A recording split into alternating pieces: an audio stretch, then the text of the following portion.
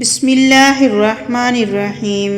السلام علیکم ورحمۃ اللہ وبرکاتہ۔ رسول اللہ صلی اللہ علیہ وسلم کے آزاد کردہ غلام حضرت ثوبان رضی اللہ تعالیٰ عنہ سے روایت ہے کہ اللہ کے رسول صلی اللہ علیہ وسلم نے فرمایا، جس شخص کی جان اس حال میں اس کے جسم سے نکلی کہ وہ 3 چیزوں سے پاک تھا، وہ جنت میں داخل ہو جائے گا: تکبر سے، مال غنیمت کی خیانت سے اور قرض سے۔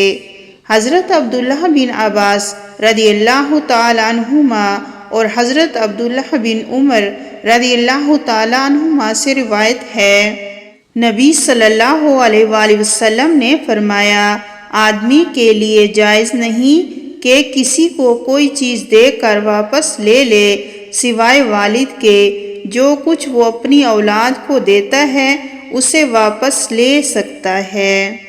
نبی صلی اللہ علیہ وسلم کے صحابہ کرام میں سے ایک صحابی نے بیان کیا، نبی صلی اللہ علیہ وسلم نے فرمایا، لوگ اس وقت تک ہرگز ہلاک نہیں ہوں گے جب تک کہ ان کے گناہوں اور عیبوں کی کثرت نہ ہو جائے یا ان کا کوئی عذر باقی نہ رہے۔